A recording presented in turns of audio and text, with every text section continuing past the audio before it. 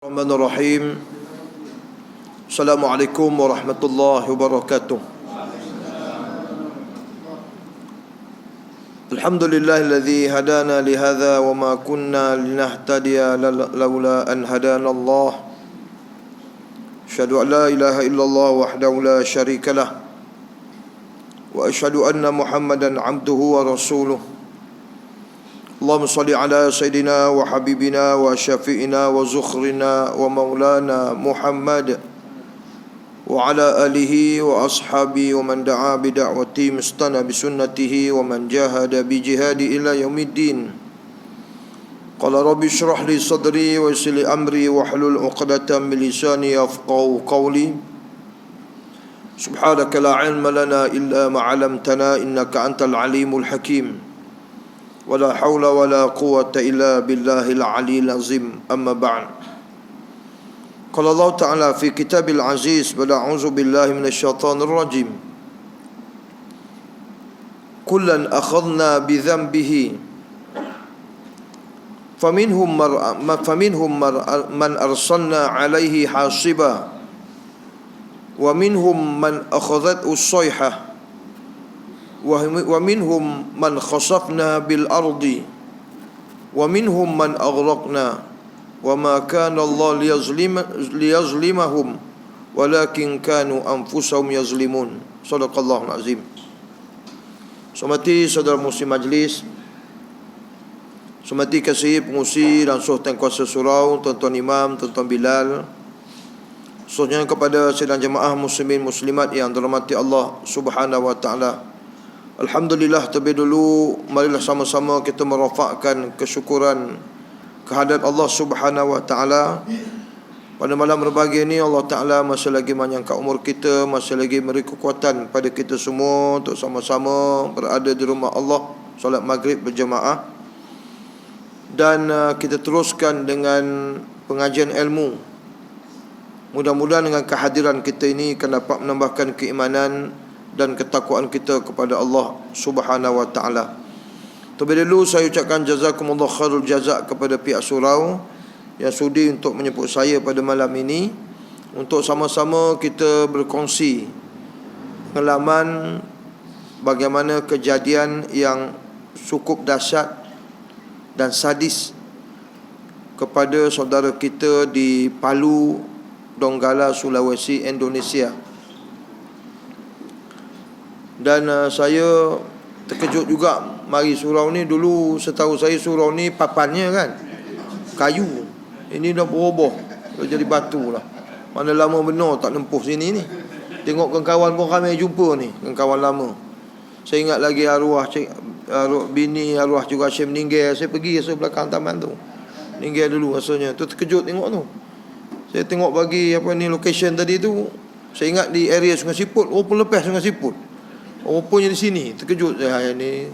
Ingat taman baru ke apa kan. Tapi alhamdulillah ni surau baru. Alhamdulillah lah saya dapat sampai jumpa kawan lama balik di sini. Saya lama dulu di Kuala Kangsar.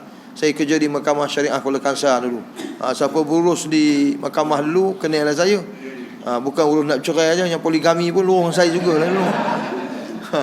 Di Kuala Kangsar. Lepas tu saya ditukarkan ke Manjung.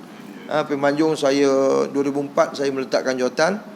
Sekarang ni bebas lah, dakwah secara bebas lah, senang ke mana-mana pergi ya. Dan itu saya mungkin jemput di masjid daerah Sungai Siput atau Bukit tu. Selama saya duduk Kuala tak pernah jemputnya sana kan. Sekarang dah berani jemputnya. Tapi contoh buat Palu jugalah. Jadi hari ni dapat bersama dengan sahabat sekalian di sinilah. Dan saya tak jauh, saya duduk di Kampung Tasik je. Kampung Tasik di Ipoh sana. Jadi ikut jalan lama tadi untuk sampai kemari tak sampai sejam lah. Tak sangka pula di sini suraunya. Surau yang memang saya pernah pergi sini dululah rasanya. Baik. Tuan-tuan, malam ini saya nak kita berkongsi sedikit apa pengalaman saya berada di Palu di Sulawesi, Indonesia. Dan saya memang banyak terlibat dengan misi-misi kemanusiaan sebenarnya. Sebelum saya berangkat ke Palu, sebenarnya saya berada di Lombok. seminggu berada di Lombok untuk bagi sumbangan dan bantuan kepada mangsa gempa bumi di Lombok. Kemudian balik 2 hari berlaku di Palu. Saya pun dengan Al-Fadhil Ustaz Dusuki Abdul Rani pakat-pakat nak pergi tengok sebenarnya apa yang berlaku di Palu ni, kerana apa yang digambar kita satu kejadian yang cukup dahsyat berlaku. Itu sebab kami pergi ke sana. Dan saya pergi dulu pada 1 hari bulan, 2 hari bulan sampai 6 hari bulan. Kemudian kali kedua saya dah pergi 22 hari bulan sampai 26 hari bulan yang lalu saya pergi sana. Dan insyaAllah terdekat ni nak pergi kali ketiga, kerana kami berhasrat nak membina sebuah masjid di Pekan Palu ni, sebuah masjid. Dan kita nak bina sebuah masjid yang besar sikit lah, yang menjadi mercu tanda kepada rakyat Malaysia di Pekan Palu itu sendiri. Kita tunggu masa untuk mereka cari tapak, kerana mereka nak dulukan tapak kepada mangsa-mangsa dulu, rumahan, kemudian baru dicari tapak untuk bina masjid. Dah dapat, itu sebab nak pergi, nak tengok tapaknya, nak tengok dia punya plan, dan juga kita nak tengok kos dia berapa. Dan insyaAllah kita akan dirikan masjid di situ, insyaAllah, mercu tanda kebersamaan rakyat Malaysia dengan umat Islam di Palu itu sendiri. Dan sebagaimana saya kata tadi, bahawa saya banyak terlibat dengan misi kemanusiaan. Gempa bumi ni banyak kali lah saya pergi. Gempa bumi ni bukan saja di Indonesia, saya juga pergi gempa bumi di Afghanistan. Walaupun tempat itu bahaya, perang, saya pergi juga dulu dengan atas nama NGO, pergi ke Afghanistan, tempat gempa bumi. Juga gempa bumi di Kashmir di Pakistan saya sudah sampai juga. Dan beberapa misi kemanusiaan lah, termasuk di Gaza, Palestin, di Syria. Dan paling jauh saya pergi di Eropah, di Poland. Orang terkejut, Poland ni apa hal pula pergi sana. Poland ni sebenarnya ada pelarian daripada Bosnia, berada di Poland. Dan EU, negara Eropah, dia memang perjanjian dia kena bela dan beri penempatan kepada pelarian daripada negara luar. Jadi Bosnia lari sana. Dan kami ada dapat maklumat daripada NGO bahawa walaupun diberi tempat penempatan pelarian ni, tetapi mereka selama ini NGO daripada Eropah ni bagi bantuan makanan, tetapi dibagi daging babi. Lama dah umat Islam Bosnia makan daging babi. Jadi bila maklum gitulah, kami berangkat ke Poland mencari satu banglo. Kami dah beli dah, siap dah, buat perjanjian dengan lawyer untuk jadikan pusat penyimpanan barang-barang halal dan juga aktiviti tahfiz Quran dan sebagainya di Poland. Alhamdulillah kami dah beli semua, dah buat perjanjian dan sudah digunakan oleh umat Islam di sana. Mereka duduk di tempat itu, tetapi pusat, kami tak benarkan mereka mengambil lagi barang-barang bantuan daripada luar, daripada Eropah khususnya, kerana selama ini dibagi daging babi kepada umat Islam Bosnia. Jadi alhamdulillah kami dah beli tempat tu untuk penyimpanan barang-barang halal di Poland sana. Alhamdulillah. Itu tugas saya sekarang ni, banyak terlibat dengan misi kemanusiaan. Nak bagi tahunya sahabat sekalian, kalau kita tengok di Aceh dulu, Aceh ini mengorbankan lebih 300,000 nyawa. 300,000 nyawa, tetapi Aceh ini hanya yang kita tahu berlaku tsunami saja. Dia tidak ada gempa bumi, tsunami. Di Lombok yang saya pergi ni pun tadi saya dapat maklumat daripada sahabat sana, ada berlaku gempa bumi lagi di sana. Mana kejadian gempa bumi ni berterusan berlaku di Lombok.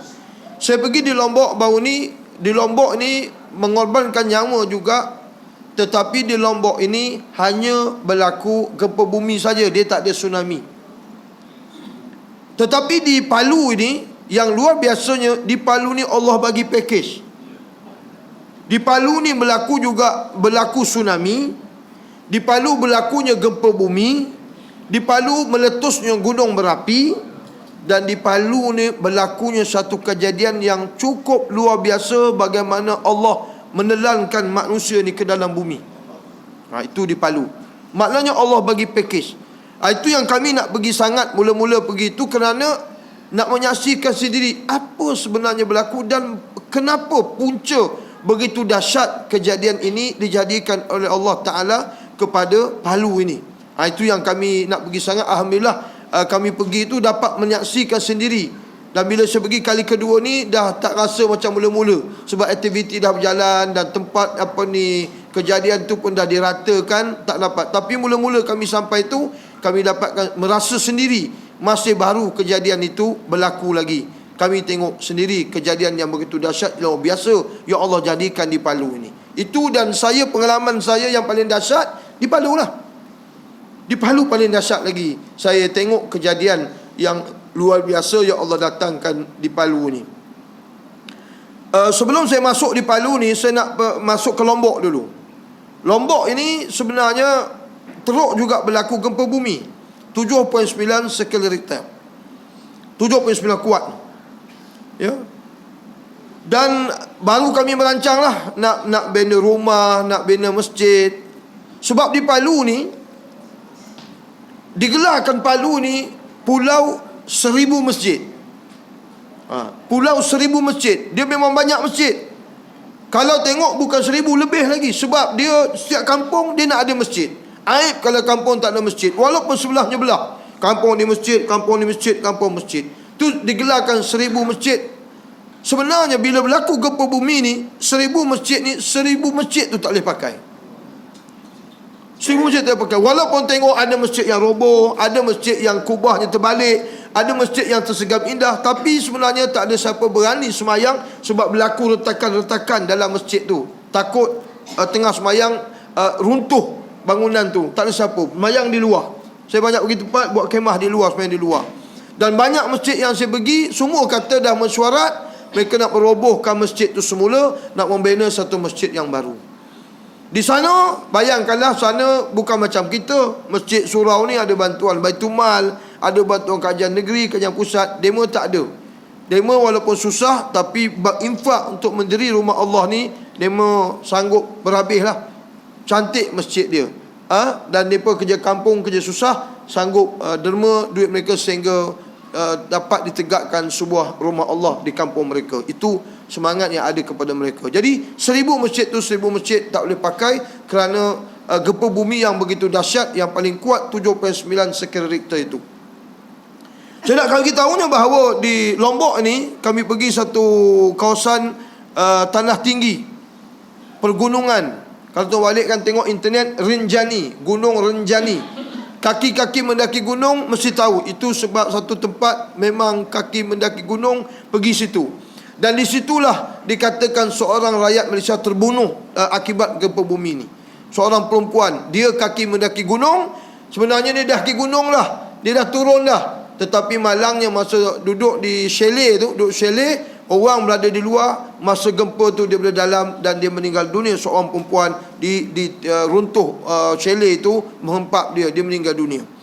Ya, orang suaminya orang Johor ambil dia lah di situ sebab dia kaki gunung Rinjani. Tanah bukit, nak pergi pun 3-4 jam tempat tu. Jadi saya pun terfikirlah dalam perjalanan macam mana dia boleh duduk atas bukit ni, gunung ni, saya kata. Banyak tempat lain ni tapi itulah ditakdirkan Allah duduk mereka. Dan bila gunung ini cuacanya sejuk, di situ sayur-sayuran ya, dengan strawberry boleh tanam atas tanah aja, batai-batai semua, dan sayur-sayuran. Dan bila berlaku gempa bumi ni, mereka lumpuh dia punya ekonomi sebab pelancong tak datang, sebab mereka pelancong untuk beli barang-barang semuanya di Rinjani itu sendiri. Dan apa yang dikabarkan kepada kami di sana, dia kata ustaz, dia kata gempa bumi yang berlaku di sini, dia kata kami rasa bukan puluh kali, kami rasa bukan ratus kali, tetapi gempa bumi yang kami rasa di sini, dia kata ribuan kali. Bayangkan, sekejap-sekejap bergegar, sekejap-sekejap bergegar. Ni sampai sekarang saya dapat maklumat tadi hantar WhatsApp kawan saya yang ada di Lombok, berlaku lagi satu gempa bumi di sana. Mana betul Ustaz? Ribuan kali berlaku. Cuba bayangkan. Jadi macam mana mereka nak berada dalam rumah? Mereka trauma. Tak ada siapa yang berani sebab dia rasa ribuan kali gempa bumi itu berlaku. Sehinggalah gempa bumi yang kuat itu berlaku, dia kata satu hari di gunung, dia pun duduk di kaki gunung ini, bagaimana dia kata batu tu, dengar batu tu macam nak empak demo.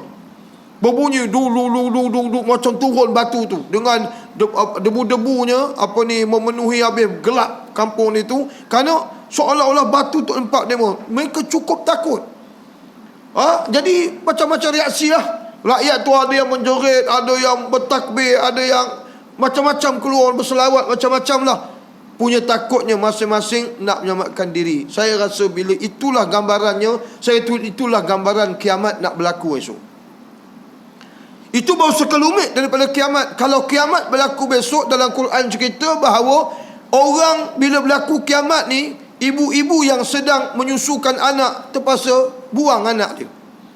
Kerana dahsyatnya kiamat tu berlaku. Masing-masing nak kira diri, masing-masing selamat diri. Binatang-binatang yang nyusu anak diterajang, kambing, lembu, terajang aja anak ni, kerana kedahsyatan hari kiamat yang berlaku. Digambarkan dalam Quran. Jadi seolah-olah apa yang berlaku di Lombok ini, gempa bumi itulah gambaran kiamat. Itu baru sekelumit aja kiamat yang berlaku. Itu sebab dalam surah Al-Zalzalah yang kita baca, idza zulzilatil ardu zilzalaha wa akhrajatil ardu athqalaha wa qala al insanu ma laha. Apabila Allah kata terbelahnya bumi ini, belah tu bumi, wa akhrajatil ardu athqalaha, dan juga bumi mengeluarkan isi-isi dia. Dia kata manusia pun wa qala al insanu ma laha, manusia berkata ya Allah apa ni, ya Allah apa ni, macam-macam lah dahsyatnya berlaku ni. Inilah seolah-olah sekelumit daripada kiamat yang berlaku. Itu baru sikit, belum realiti kiamat itu berlaku punya dahsyatnya peristiwa gempa bumi ini. Dan itulah ibaratnya kiamat berlaku lebih dahsyat daripada itu lagi. Itu di Lombok. Jadi kami pun pergilah, walau kami tahu nak pergi ke Palu ni satu jalan yang sukar, susah, tapi kami redah jugalah nak pergi juga, nak tengok sebenarnya apa kejadian yang berlaku sebenarnya di sana. Jadi kami pergilah, 4 orang kami pergi, tak boleh ramai-ramai lah. Kita anggap boleh satu kereta senang. Kalau ada kenderaan pun nak bawa senang. Kalau jadi ramai sekarang payah pula nak pergi. Tapi tim yang kedua saya pergi ramai, 30 orang dari satu orang. Jadi banyak van yang digunakan untuk pergilah. Sebab itu kita gabung NGO lah untuk bawa sumbangan masing-masing. Sumbangan yang kami bawa kali kedua ni lebih RM100,000 kita bawa untuk bagi sumbangan makanan, ubatan, pakaian, macam-macam yang kita beri kepada mangsa gempa bumi di Palu itu sendiri. Kami bawa, alhamdulillah kami pergi sana. Jadi kalau sampai di airport itu sebab bila sampai di Makassar, dan naik flight daripada KLIA pergi ke Jakarta, tukar flight ambil pergi ke Makassar. Makassar ni alhamdulillah kita ada kontak pelajar kita di sana. Kebetulan pelajar kita di Makassar ni semua yang mengaji medik, dia tak ada ngaji agama, medik semua, 200 lebih. Jadi sampai maghrib kami ajak mereka makan malam dengan pimpinan pelajar dia, sembang, tanya macam mana laluan kami nak pergi ke Palu. Dia kata kami pun tak pernah pergi, dia kata, sebab kedutaan tak bagi kami terlibat, kerana pada ketika itu keadaan macam darurat lah, tak boleh pergi. Bila kedutaan tak pergi, mak bapak lagi kami offer nak pergi ramai pun kami tanggung semua pergi. Dia kata tak boleh, tak dibenarkan.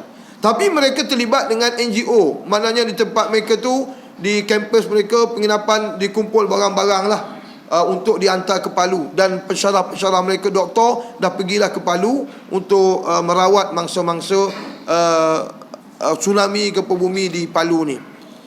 Masalah siapa nak sambut ustaz di sana, tak ada masalah. Jadi nak pergi ke Palu ni daripada Makassar ada 3 laluan. Pertama jalan darat. Kalau jalan darat dia kata kami tak pasti jalan elok tak elok, tetapi kalau jalan biasa jalan darat makan masa paling awal 18 jam. Kalau naik laut dia kata sehari semalam, tapi kami bimbang laut bergelora. Dan paling katanya selamat naik flight, tapi flight sekarang ni tutup sebab landasan di Palu ni rosak. Walaupun dia kata ada kapal terbang kecil dan juga ada kapal terbang TNI, Tentera Nasional Indonesia, Hercules. Tetapi tentera ini bawa orang, dia bagi prioriti keutamaan kepada tim-tim medik, doktor-doktor yang boleh pergi. Susahlah. Kita bomoh je kan. Bomoh dia tak nak. Dia nak edik je. Ustaz Dasuki kan perubatan Islam syifa. Boleh lah. Tapi dia bertalak jenis itu. Dia nak perubatan, dia kata. Jadi payah. Tapi rezeki kami lah bila budak-budak tu check dalam internet ada flight. Dia kata tapi lusa. Flight kecil macam Firefly. Ada, dia kata pukul 4.30 pagi. Kata booking terus. Tiket pergi dan booking terus tiket balik malam tu juga. Kami tahu sana bukan ada apa. Hotel habis, rosak semua. Restoran tak ada yang buka. Api tak ada. Air tak ada. Minyak pun tak ada. Balik terus malam tu. Nak tengok je. Nak pergi je tempat tu. Dia kata okey. Dia booking siap dah. Jadi kami sehari berada di Makassar ni. Dia kata lusa yang ada. Besok tak ada. Pergilah melawat tempat-tempat pelarian. Sebab banyak ramai yang lari daripada Palu ni pergi Makassar. Itu bandar yang paling dekat. Makassar dan juga banyak yang cedera parah dibawa. Tapi malangnya kami tak pernah masuk lah. Sebab kami tak ada autoriti nak masuk, nak tengok, nak temu ramah. Dia tak bagi. Dia dalam keadaan trauma lagi apa yang di Palu. Tapi tak apalah. Besoknya lusa kami pun berangkat lah. Naik kata bang sejam je. Sejam sampailah. Mendarat di Palu. Kami tengok memanglah landasan yang banyak yang rosak tengah dibaiki. Dan kapal terbang kecil-kecil ada. Yang besar tak ada lah. Di situ tengok ramai orang menunggu bantuan. Ramai orang yang bawa beg. Masing-masing nak keluar daripada Palu ni. Dia tak nak duduk di Palu ni sebab masih trauma, takut kejadian gempa bumi berlaku lagi di Palu ni. Dan kami tengok airportnya memanglah yang pecah-pecah, yang yang retak macam-macam lah. Keadaan airport dah macam bukan airport lah keadaan di Palu ni. Jadi kami pergilah. Dan kami sewa satu kenderaan macam kereta Avanza ni. Sewa. Kami cakap dengan dia, bolehlah bawa kami nak pergi 3 tempat. Satu tempat kejadian di mana mulanya tsunami. Keduanya ada 2 kampung yang dikatakan ditelan dalam bumi. Dia kata bisa. Berapa nak bayar? Dia kata terserah bapak. Mana kami tahu kata berapa. Kami tak berkawan, saya kata kami offer 1 juta tak? 1 juta. 1 juta. Bisa. Dia kata 1 juta. Apa tak ada. Kami kata bawa 3 tempat ni, kemudian hantar kami balik ke airport petang karang. Dia kata bisa. 1 juta baru RM300 aja. Sama je juta kan. Saya okey lah. Dia kata okey. Tapi bila kata okey, setuju, kami tunggu Dr. Udin. Dr. Udin yang dibagi hubung oleh budak sana, pesyarah dia tunggu kami. Dr. Udin sampai-sampai, dia kata 40 minit lagi sampai. Mungkin tengah sibuk, masa-masa ramai, tak apalah kami tunggu. Dr. Udin sampai, dia kata dia pun tak ada siap nak bawa kami ke mana. Dia pun tak siap, tak ada kenderaan. Jadi kami kata tadi dah janji dengan taksi, elok sangat. Mari ke depan sikit. Takut depan buat apa, teman bukan nak makan orang ni. Mari duduk depan. Ni orang belakang nak duduk pula kan. Ni ramai lagi ni Lulus sini.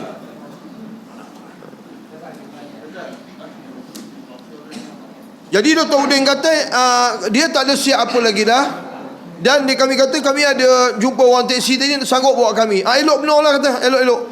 Bila jumpa orang teksi ni, dia kata aku boleh bawa. Dia kata tapi bensin tak cukup. Dia kata petrol tak cukup. Sebab petrol sana masa itu di Catu. Kalau pergi tengok orang berbaris-baris tu, ke kanan sampai maghrib berbaris. Motornya kereta dengan tong minyak disusun. Pasal nak minyak di Catu, seorang boleh beli 100,000 je, RM30 seorang. Minyak tak ada.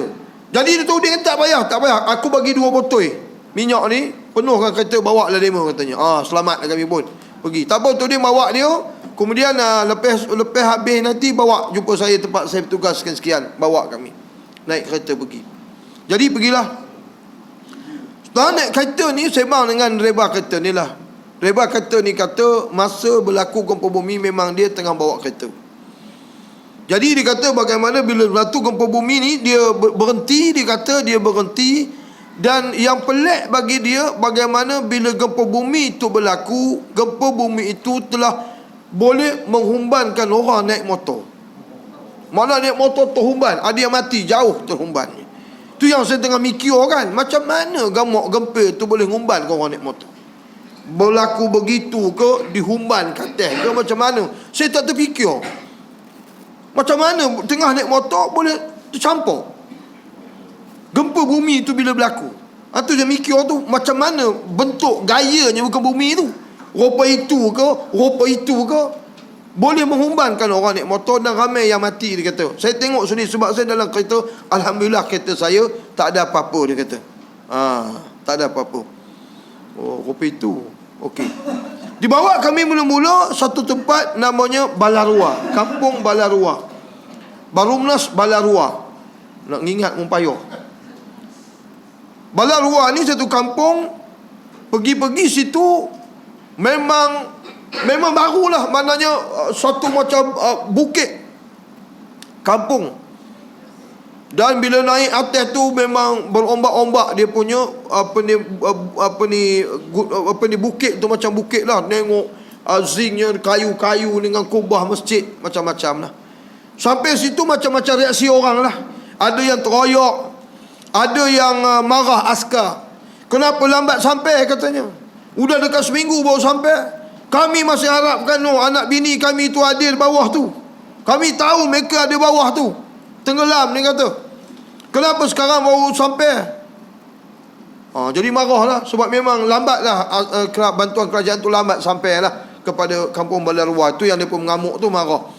Jadi kami tak campur lah benda tu. Dan ada yang masih lagi mengimbau-imbau. Diserunya anak dia, laki dia bawah tu. Tengok abang katanya kan. Moh katanya. Alung, angah, kot-kot masih hidup di dalam tanah tu. Sebab dah ditenggelam dalam bumi tu. Jadi reaksinya masih tu ni. Jadi saya pun tanyalah orang, satu Pak Rahmat namanya, seorang muda dalam 30-an umur. Dan dia kata bila berlaku ni dia tengah balik kerja. Berlaku benda tu. Dan benda ni berlaku sebenarnya serentak. Tsunami pun bermula azan maghrib. Di Kampung Balarua pun azan maghrib. Dan juga di satu kampung Potobo namanya pun bermula azan maghrib. Di Kampung Balarua ni dia kata bila tu alhamdulillah dia dan menghabiskan azan tu. Habis azan dan dia berjaya selamatkan dia. Keluar pada masjid tu. Selamat dia. Bila tu. Kata Pak Rahmat ni, dia kata bila balik tengok kejadian ni, saya hanya berjaya selamat anak saya. Itu pun anak dah tertimbus dekat tengkuk ni. Dikeluarkan tapi mati, dia kata. Yang saya sedih, saya tak berjaya selamatkan isteri saya, ada tertimbus dalam tu lagi. Dia pun tak nak cakap banyak, dia trauma lah. Saya tak mau cakap banyak. Tapi apa yang dikabur lemo punya dahsyatnya berlaku di Kampung Balarua ini. Bagaimana dia kata pergerakan bumi. Ni dia. Maknanya rumah-rumah yang di atas bukit tu dia bergerak. Bergerak bumi tu membawa sekali rumah-rumah atas tu. Rumahnya dengan manusia, dengan motor, dengan kereta, dengan lori dibawa. 3 km daripada sini, 3 km daripada sini lebih kurang dibawa. Masjid-masjid semua dibawa. Di atas bukit sana dibawa. Pergi satu tempat ni. Dibawa satu tempat ni, bagaimana rumah-rumah semua tu bergerak bumi tu. Dan menenggelamkan semuanya dalam bumi. Dan bila dah tenggelam dalam bumi ni, mereka berombak-ombak. Kemudian dah masuk dalam bumi ni, bagaimana mereka cerita sendiri bahawa mereka bila masuk bumi ni dikisar, makna macam blender. Bumi. Ni yang paling dahsyat tu. Dikisar macam blender. Dia balikkan blender bawah, macam mana rupanya? Macam itulah, dikisar. Udah dikisar macam blender. Dia kata dalam bumi ni Allah muntahkan mereka ke atas balik. Tup, dimuntah. Itu yang macam bukit tu.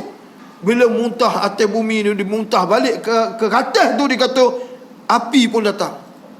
Merebak api tu. Api datang mana yang tak tahu tu. Sebab di dalam bumi merebak api.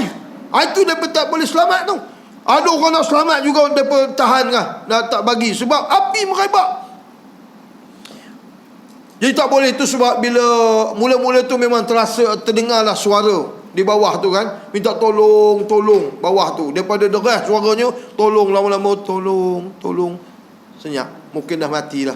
Dia pun nak kaya, dia pun tak ada alat nak menggali. Sebab api merebak, mungkin panas-panas lagi yang masa-masa tu. nak apa ni, nak korek macam mana.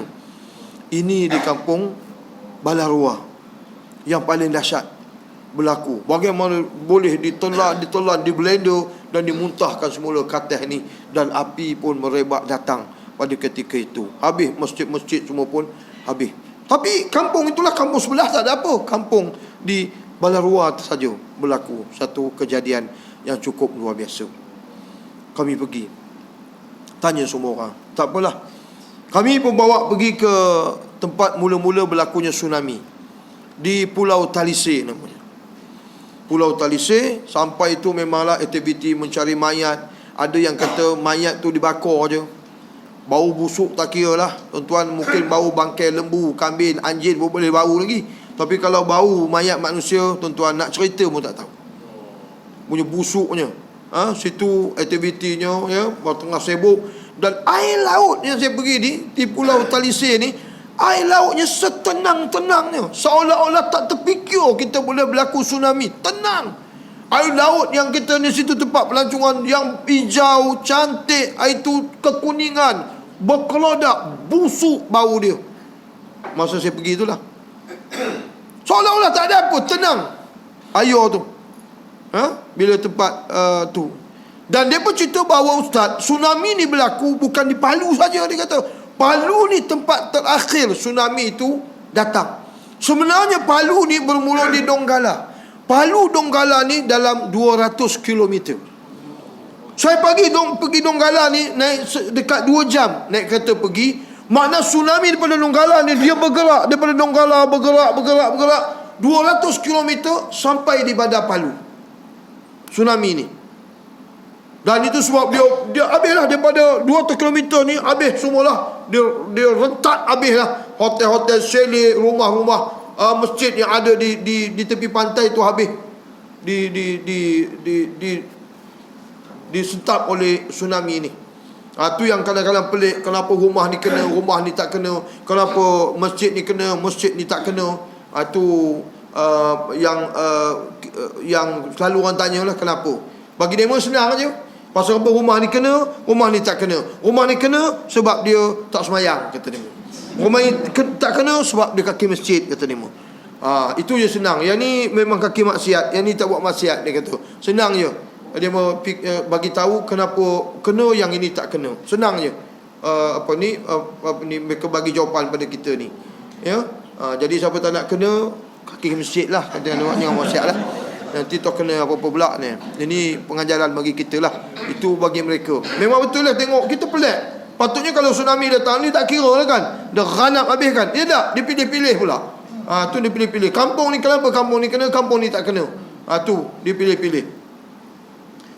Jadi itu berlaku di tempat tsunami ni. Mana daripada 200 km ni berlaku tsunami ni. Dan terakhir kami bawa pergi ke Potobo, satu kampung juga. Yang kampung Potobo ni pula berlaku ialah kami sampai ni memang aktiviti mengeluarkan mayat di bawah tu. Dia macam bukit juga. Ya, telan dalam bumi, bukit, memang aktiviti mengeluarkan mayat yang menangis, yang teroyok apa semua. Bau mayat ni, tempat satu kemah tak siapa bagi masuk. Mayat, kejap ambulan datang bawa 4 mayat. Kejap ni ambulan datang bawa 4 mayat, dikumpulkan di situ tengah aktiviti mayat. Bau saya ceritalah.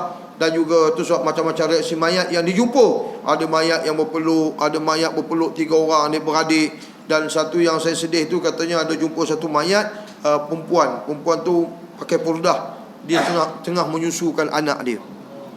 Masa dipegang anak dia mati tu, keadaan pegang anak dia, dikeluarkan, dibawa. Masa kejadian itu berlaku, mayat, bau busuk sebagainya. Dan saya kali kedua pergi tu jumpa imam kampung Potobo sendiri. Dia kata, saya imam situ ustaz, dan saya memang anak jati Potobo. Saya bertanya dia lah, macam mana kejadian itu berlaku untuk imam? Pak Imam, saya kata. Dia kata, ustaz, dia kata orang asli Potobo, dan saya menyaksikan sendiri. Dia kata, saya masa itu tengah naik motor. Dia kata, saya pun terjatuh dia bermotor ni, dan saya tengok sendiri, dia kata, bagaimana Allah membelahkan bumi ni, dan juga dimasukkan dalam bumi dengan masjid. Di Potobo ni ada 13 buah masjid, 10 masjid ditelan dalam bumi. Tinggal 3 masjid saja. Dia telan dalam bumi dengan rumah, dengan kereta, dengan lori manusia, orang tua, perempuan, kanak-kanak masuk dalam bumi. Dan saya tengok sendiri Allah tutup balik. Tutup balik. Dipotong. Saya tengok sendiri, kata imam. Ini saya kata satu kejadian yang luar biasa, yang begitu sadis, yang cukup dahsyat, yang tak terfikir kita kejadian ini boleh berlaku. Dan sudah pasti kemurkaan apakah yang sedang berlaku ini. Kemurkaan Allah ni sudah sampai ke tahap itu, yang tak terfikir oleh kita. Tu sebab ayat yang pertama saya baca tadi, mukadimah tadi, tonton balik lagi, buka dalam surah Al-Ankabut ayat 40. Sebiji apa yang Allah kata dalam Ankabut ni berlakulah di Palu ni. Sebiji. Apa kata Allah? Kullan akhazna bizambihi. Masing-masing aku azabkan mereka akibat daripada dosa yang dilakukan oleh mereka. Ni, bizambihi, atas dosa mereka. Macam mana ada orang hari ni kata bahawa apa yang berlaku di Palu bukan kerana dosa manusia. Dia kata tak ada kait mengaitnya dengan arak, tak ada kait mengait dengan zina. Tak ada, dia kata itu adalah fenomena alam, katanya. Di Siput pun ada orang tanya saya. Ada ustaz yang jawab ni agamawan. Saya kata tak kira lah agamawan ke apa ke, ustaz ke apa ke. Dia kata apa yang berlaku ni adalah fenomena alam, tak ada kena-mena dosa manusia. Ni ayat ni Allah kata fakullan akhadna bizambihi. Masing-masing aku azab akibat dosa mereka. Akibat dosa. Kenapa yang kita tak nak kaitkan dengan dosa manusia ni? Walaupun kita kata fenomena alam, kalau bukan dengan iradah Allah, kehendak Allah, boleh berlaku ke tak? Boleh berlaku ke tak? Tak boleh. Semua itu adalah kehendak Allah dalam perancangan Allah Subhanahu Wa Taala. Mana boleh berlaku saja-saja aja. Takkanlah sampai mengorbankan nyawa, takkanlah sampai memusnahkan harta benda. Allah buat tu saja-saja, mesti ada sebab. Likulli syai'in sababa. Dan Allah kata fakullan akhadna bizambihi. Masing-masing ni aku azab akibat dosa masing-masing. Dosa. Maka apa yang Allah kata datangkan azabnya? Faminhum man arsalna alaihi hasiba. Ada di antara azab yang aku datangkan, kata Allah, aku datangkan ribut yang paling kuat, dan aku datangkan hujan batu. Situ taklah sampai hujan batu, tapi ribut. Memang berlaku ribut yang paling dahsyat di Palu. Allah datangkan azab ribut. Wa minhum man akhazat usayhah. Ada di antara azab yang aku datangkan, kata Allah, ialah aku datangkan suatu bunyi yang kuat. Bunyi yang kuat, kata Allah, dan aku belahkan bumi, iaitu gempa bumi berlaku. Bunyi kuat. Dan itu sebab bila sampai di airport, duduk bawah tu, berlaku satu bunyi, dan saya automatik lari. Kawan saya tercengang, apa Ustaz ni lari, katanya. Itu sebab saya pengalaman. Sebab bila berlaku gempa bumi, kita kena lari ke tempat lapang. Itu sebab bila ada gempa bumi, dia tak benarkan tidur dalam bangunan. Sebab susulan mesti ada. Kita kena bina di tanah lapang, buat kemah aja. Itu pengalamannya. Saya lari, tengok orang lain lari, dia pun sudah lari juga. Saya ajar dia, lain kali bila berlaku lari, saya kata. Sebab gempa bumi yang kecil tak kuat lah. Oh begitu rupanya, kata. Rupa itulah, saya kata. Ini pengalaman. Lain kali kalau ada, selamat diri, jangan berada dalam bangunan, pergi lari di tempat, di tanah lapang. Gitu. Jadi satu azabnya Allah datang, satu bunyi yang kuat, dan membelah bumi, gempa bumi berlaku. Kemudian apa lagi azab yang datang? Wa minhum man khasamna bil ardi. Ada di antara mereka aku telankan mereka ke dalam bumi. Nampak? Ditelan dalam bumi, rumah ke, masjid ke, orang ke, tua ke, orang muda ke, kanak-kanak ke, wanita ke, orang baik tak baik, semua ditelan dalam bumi. Wa minhum man aghraqna, kata Allah, dan di antara azab yang aku datang, aku telankan mereka ke dalam air, laut. Habis manusianya dengan rumah, dengan chalet, dengan hotel, dengan mall yang habis ditelankan dalam air. Apa kata Allah? Wa ma kana Allah liyazlimahum. sesungguhnya Allah tidak berlaku zalim kepada manusia, walakin kanu anfusahum yazlimun, tetapi mereka sendiri yang menzalimkan diri mereka sendiri. Manusia itu menzalimkan diri mereka sendiri, bukan Allah yang berlaku zalim. Mereka yang mengundang. Masuk isyak ya? Berhenti ke? Boleh sambung lagi? Boleh Saya selalu habis pukul 12. Ni baru pukul lepas setengah. Boleh tunggu lagi ke? Selalunya ceramah malam habis pukul 12. Selalunya. Tak tahulah sini boleh tunggu sampai pukul 12? Boleh? Tunggulah saya nak balik lah lepas ni. Tunggulah kau. Tekak balik saya berhenti lah kakak. Tapi tak lama lah, nak landing lah ni. Dah masuk isyak lah. Kita sampai tamat cerita tu, nanti kita ambil iktibar sikit apa yang berlaku ni. Jadi ini yang Allah kata dalam surah Al-Ankabut ayat 40, balik ke tengok balik. Inilah sebenarnya apa yang Allah katakan sini. Kerana ada manusia kata tak ada kena kaitkan. Sayyidina Ali pun ada kata, apa kata Sayyidina Ali? Dia kata, ma nazalal bala illa bizambin. Allah tidak akan turun bala kecuali dengan dosa manusia. Nampak? Sebab dosa. Macam mana kita tak boleh nak kaitkan dengan dosa manusia?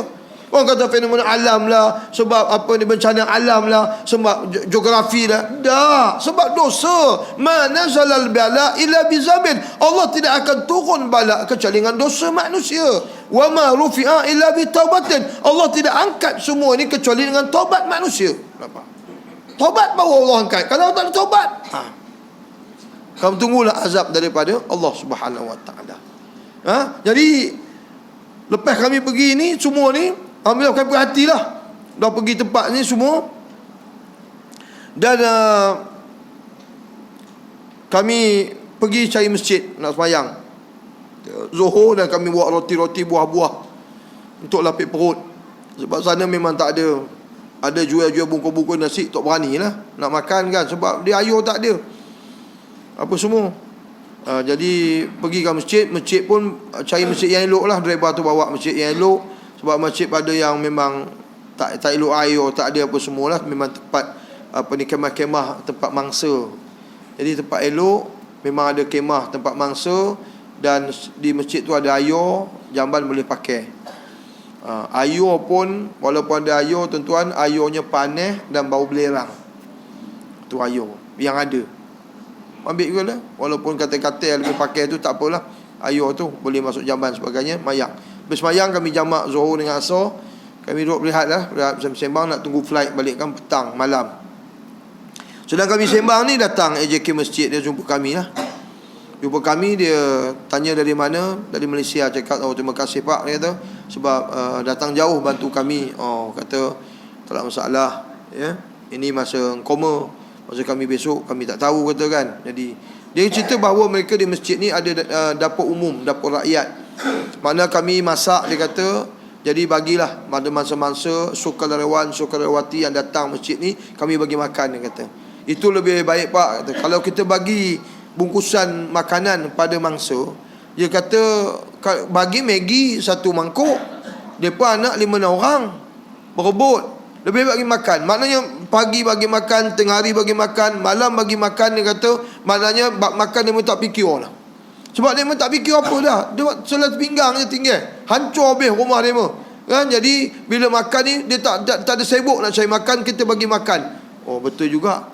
Ya, dipikir je macam mana nak meneruskan kehidupan aja. Makan dah ada orang bagi pagi, tengah hari, malam. Betul juga, kami pun ada duit bagi dia. Kami bagi 10 juta kat dia itu. 10 juta ni ambil, beli beras, beli semua makan untuk dibagi. Oh seronok, memang 10 juta tu besar lah kan. 10 juta bagi dia. Dan dia kata, bapak dah makan belum? Belum lagi lah, kata. Tak apa, dia masak. 4 orang kami ni masak lah. Ada lauk apa, telur ke apa, lawak tu makanlah kami situ. Dan ada hubungan baik lah. Dia bagi nombor telefon, kalau datang besok bagi tahu, kontak. Di masjid ni pun ada bilik, dia kata boleh untuk berehat sini. Dan apa ni, kami buat hubungan lah, bapak nak ke mana pun sok bagi tahu. Jadi ada hubungan baik hubungan situ. Jadi kami sembang lah. Sembang ada yang kami nak tahu ni, dia kata, Pak, dia kata punca dia. Pak, kenapa punca boleh jadi tsunami, boleh jadi kejadian gempa bumi ni? Ni kena tahu. Bukan dia saja, makna semua kata begitulah. orang yang kami jumpa. Dia kata mula-mula cerita bab tsunami ni di Pulau Talise ni. Dia memang pulau laut yang cantik, tempat pelancongan. Dia kata Pulau Talise ni berlakunya tsunami ni sebab mereka sudah mula menghidupkan semula satu adat istiadat dah lama tinggal mereka nak hidupkan semula, turun temurun, iaitu pesta Nomoni nama dia. Pesta Nomoni dah tinggal lah, tapi mereka mula nak hidupkan semula. Bermula tahun 2016 dia hidupkan semula pesta Nomoni ni. Pesta tepi pantai, pesta menjamu dewa laut. Yang nak buat ni wali kota dia lah. Wali kota ni macam Datuk Bandar lah. Datuk Bandar. Walaupun mereka nak buat ni, ulama tegur jangan buat. Habib-habib tegur jangan buat. Dia kata sebab benda ni benda syirik, mengundang bala pada Allah Ta'ala. Tapi itulah ulama'. Bila cakap ulama' tak dengar, ulama' tak ada kuasa, siapa nak dengar? Dia kata tak boleh, ini adat istiadat dulu, turun temurun, dan kami nak buat ini nak narik pelancong datang. Bermula 2016 dia hidupkan semula. 2016 dia buat pesta Nomoni ni, dia mau bagi tahu berlaku satu ribut yang cukup besar. Kuat ribut berlaku 2016. Kemudian 2017 ni nak buat juga. Peringatan yang Allah bagi dengan ribut yang kuat itu, mereka tak ada kesan. 2017 nak buat juga pesta Nomoni ni. Ulama' tegur, habib-habib yang ada tegur, jangan, benda ni syirik, khurafat, ini adalah mengundang bala pada Allah Ta'ala. Wali kota kata tak ada, kena buat juga, ini adalah adat istiadat kita, dan juga nak narik pelancong, dan dah buat dalam kalender Indonesia adalah tahun melawat Indonesia, pesta Nomoni ni. Dia buat 2017. Kalau 2016 berlaku ribut, 2016 berlaku satu ribut dan hujan yang lebat. Tiba-tiba katanya buaya pun ada tepi pantai tu. Ada buaya laut ke? Laut ada buaya ke? Ada. Jangan ingat buaya sungai aja. Laut berapa ekor buaya ada laut tu. Tengok kombos orang putih, buaya laut dipanggil alligator. Kalau buaya sungai tu dipanggil crocodile. Lain buaya laut ni. Tiba-tiba ada, sebelum ni tak ada buaya. Tiba-tiba ada buaya. Kata demo lah. Kita buaya banyak, buaya darat banyak sekarang ni. Tak ada di laut dah, di air lah. Jadi buaya pun ada, dia kata. Peringatan dia bagi ribut dan juga hujan yang begitu lebat 2017. Kok demo ni tak buat. 2018 baru ni demo buat juga. Nak buat juga 2018 baru ni, walaupun ulama' tegur, habib-habib tegur, dia nak buat juga. Allah bagi peringatan awal lagi pukul 2 petang sebelum majlis tu bermula. 2 petang didatangkan satu gempa bumi. 2 petang gempa bumi berlaku. Kok demo tak jadi nak teruskan pesta ni. Dah, dia nak terus juga. Gempa bumi pun nak buat juga. Bila nak buat juga, dia kata pukul 4 petang datang satu gempa bumi lagi. Gempa bumi lagi berlaku. Pukul 4 petang. Sebab mereka bermula maghrib. Datang pukul 4 gempa bumi, dia pun nak terus juga. Bermulanya azan maghrib, Allah datangkan tsunami. Azan maghrib, masjid yang dekat pantai ni dikatakan hanya 4 orang je jemaahnya. 4 orang je. Imam, bila, siap. Yang lain semua pergi pesta.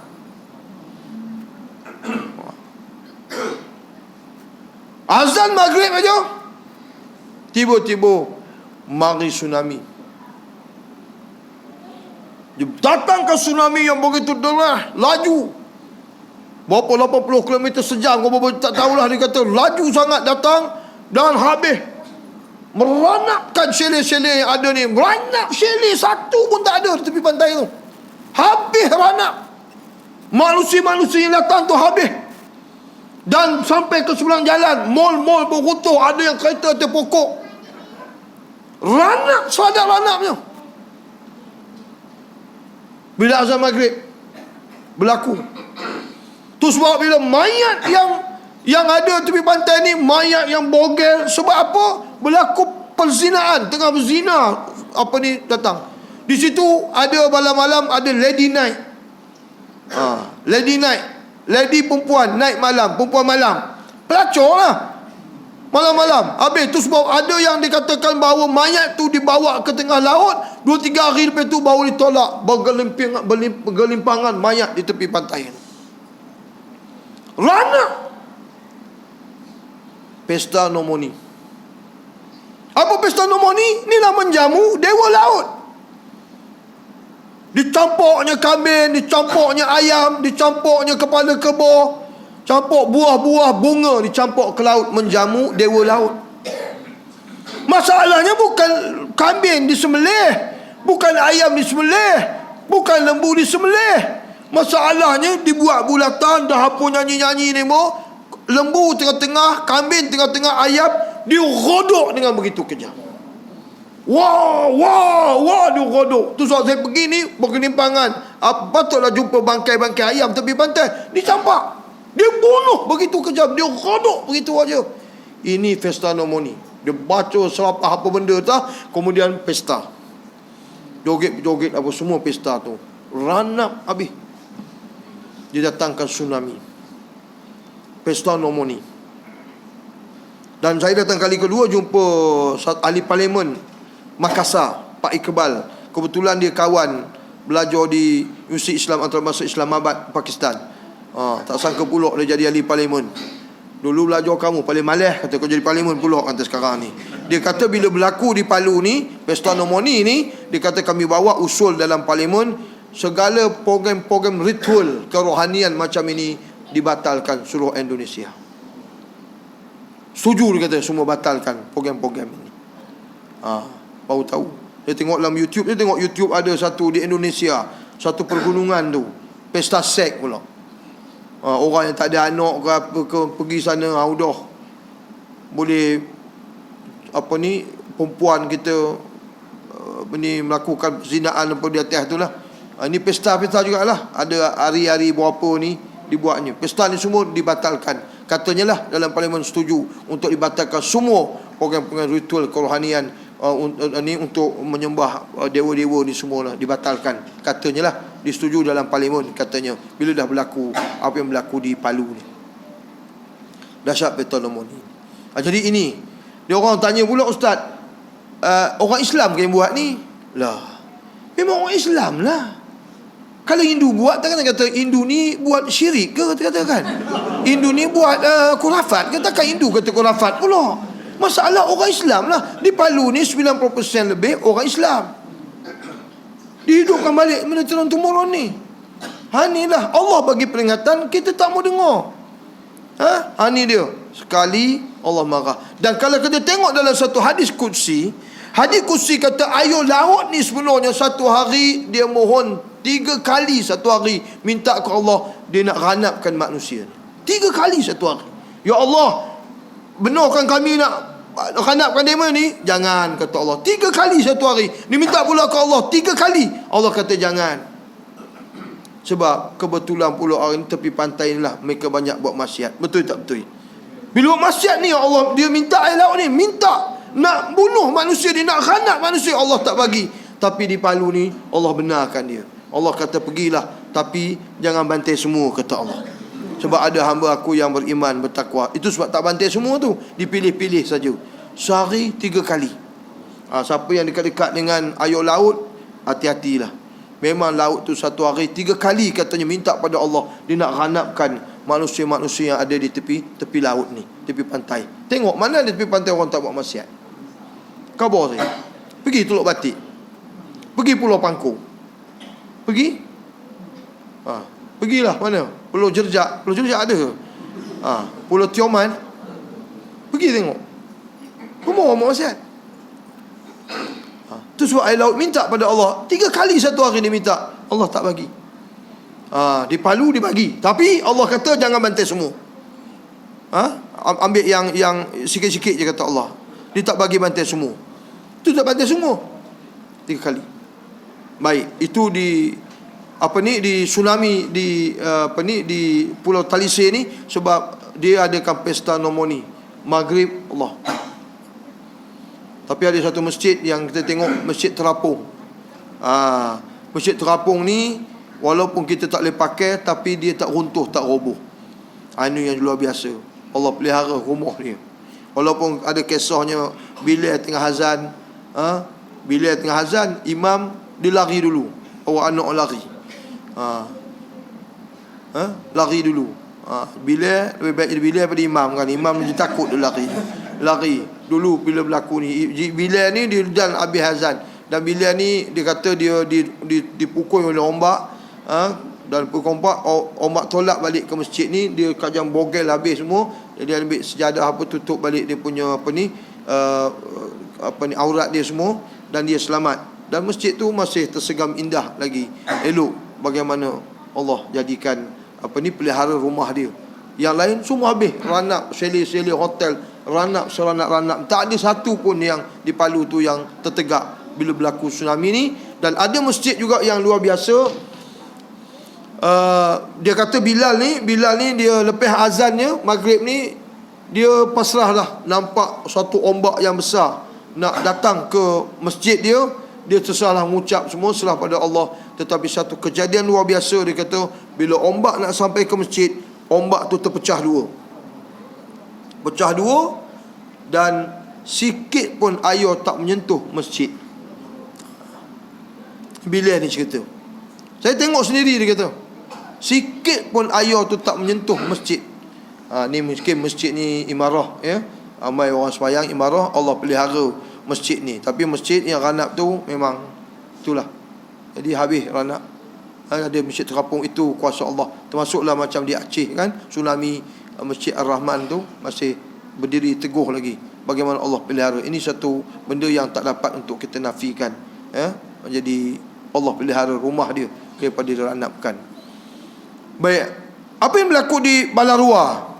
Balarua ni kita tanya, apa pasal berlaku apa itu? Allah tenggelamkan, dikisahkan macam berlendur, dipusingkan, kemudian dia muntah kata, kemudian berlakunya api. Dia kata memang di Balarua ni, Ustaz, dia kata di sini ramai orang simpan perempuan. Nyimpan perempuan.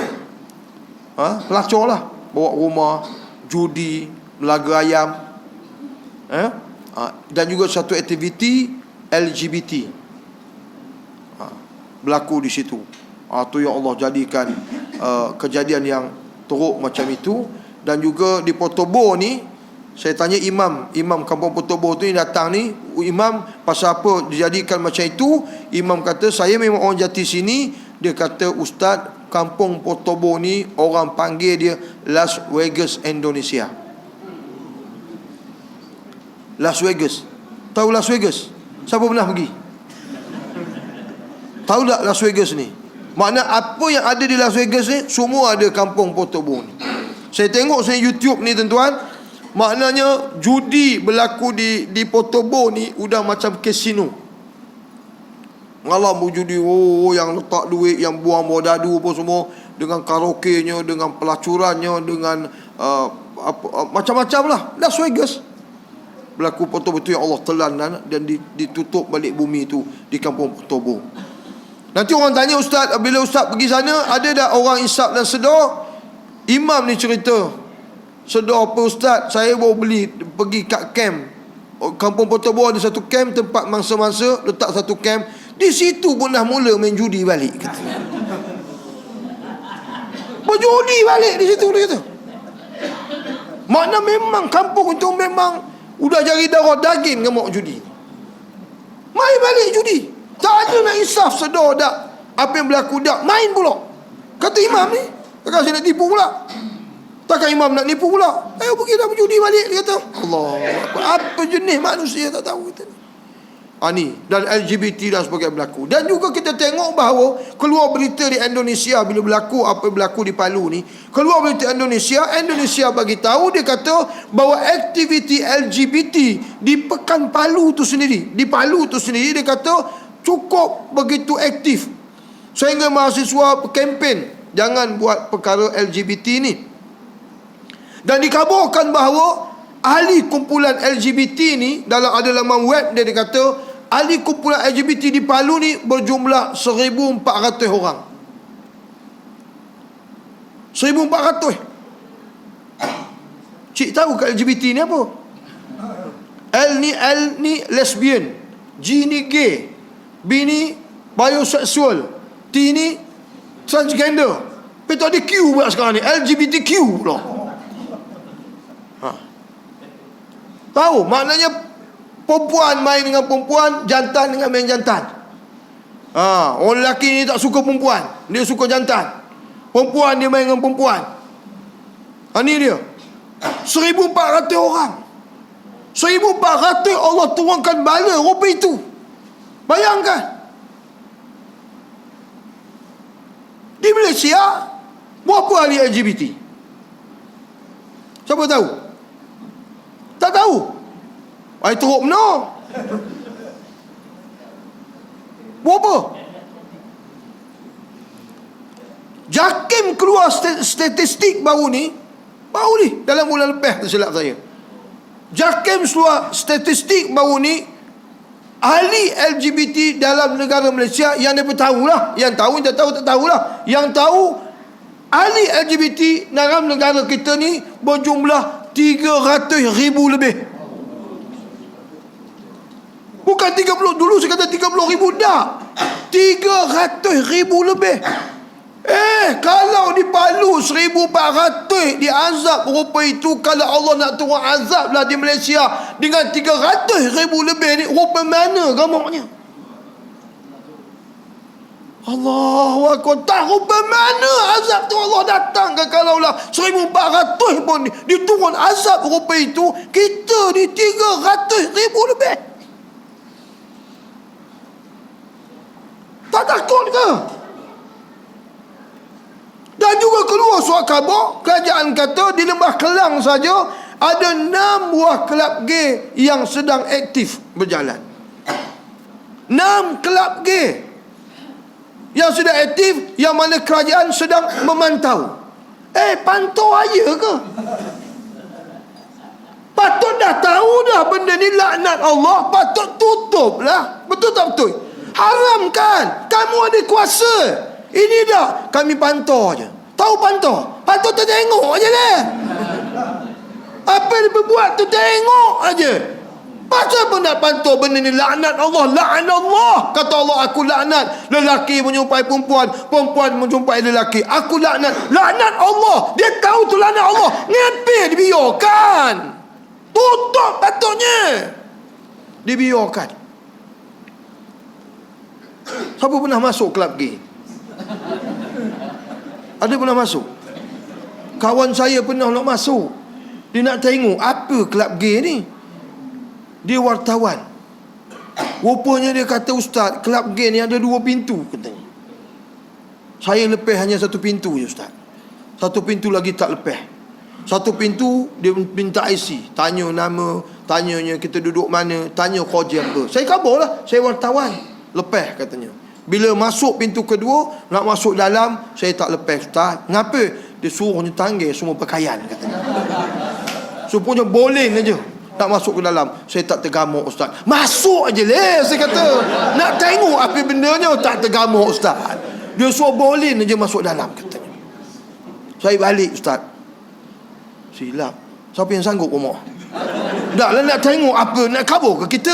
Masuk dalam tengok kerisnya panjang ke pendek kan?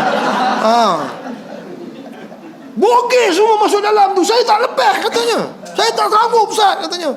Allah, rugilah saya kata. Nak bukan pernah cerita orang, nak tahu ceritanya. Ni dia di Malaysia. Itu baru di Lembah Kelang. Di Perak ni berapa pun kita tak tahu kan? Allahu Akbar.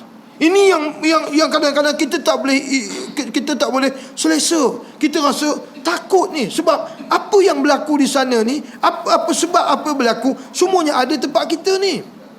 Itu sebabnya. Dan juga hari ini dia kata masalah di Indonesia ni, tak usahlah kita nak apa ni heran. Indonesia ni masalah liberalisme sudah berakar umbi pada mereka. Inilah bila apa yang berlaku di Palu tu sendiri di Indonesia, mereka tak heran dengan apa maksiat berlaku dah. Mereka tak adalah hari ni nak cegah mungkar, tak ada dah. Tak ada cegah mungkar dah, lantak lah. Ini masalah. Sedangkan dalam Quran apabila sebut amal ma'ruf, dia mesti cegah mungkar. Tak ada ayat yang amal ma'ruf saja, cegah mungkar tak ada. Kuntum khaira ummatin ukhrijat linnas ta'muruna bil ma'ruf wa tanhauna 'anil munkar. Wal takum minkum ummatun yad'una ila al-khair wa ya'muruna bil ma'ruf wa yanhauna 'anil munkar. Dalam surah Luqman, Luqman bagi tahu anak, ya bunayya aqimus solah wa'mur bil ma'ruf wanhauna 'anil munkar. Disebut ajak ma'ruf, cegah pada munkar. Demo tak ada. Ajak je ustaz-ustaz ngajar, ajak kebaikan, munkar nahi. Itu masalahnya. Munkar tu nahi lah. Sebab liberalisme ni dia tak cegah munkar. Lantaklah nak berjudi, lantaklah berjudi. Apa masalah? Dia minum arak di rumah dia, itu dosa dia dengan Tuhan. Asal dia tak ganggukan ketenteraman awam, sudah. Dia nak berzina, lantak pergilah, kacau buat apa? Dia berzina, dia di rumah dia, dia tak ganggu ketenteraman awam, lantaklah, itu dosa dia dengan Tuhan. Inilah liberalisme. Liberalisme ni apa dia pahaman yang mana hak kebebasan manusia mengatasi undang-undang kerajaan dan undang-undang agama. Walau kerajaan kata tak boleh, tapi hak asasi manusia. Dah dia nak minum arak, lantak dia lah. Dia minum di rumah, tak mengganggu ketenteraman awan. Mana mengatasi agama kata arak tu haram kan. Undang-undang kata pun arak tu tak boleh makan masyarakat. Dia kata liberal ni hak asasi kebebasan manusia, biarlah, walaupun mengatasi hukum agama, mengatasi hukum apa ni kerajaan negeri. Nampak? Inilah liberalisme. Ini yang sekarang cuba diimport pahaman ini dalam negara kita. Itu sebab Majlis Fatwa Kebangsaan memfatwakan bahawa paham liberalisme ni adalah paham yang sesat lagi menyesatkan. Jangan cuba nak bawa pahaman ni dalam negara kita. Ini nak cuba bawa ni, nak khalwat, lantak lah khalwat. Tu kadang kita pepatah Melayu ni, ada yang kita boleh pakai, ada yang tak boleh pakai.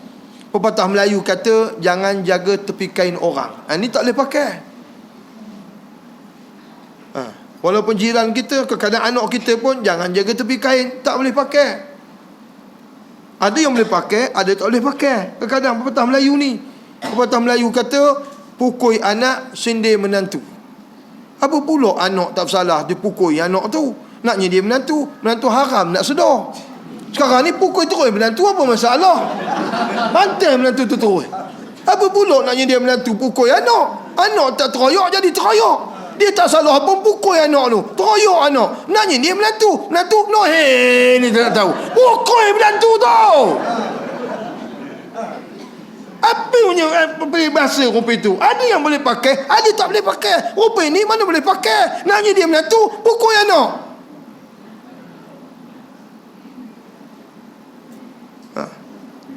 Sekarang nak menyindir menantu, main dam je. Main dam, dia maji. Kan?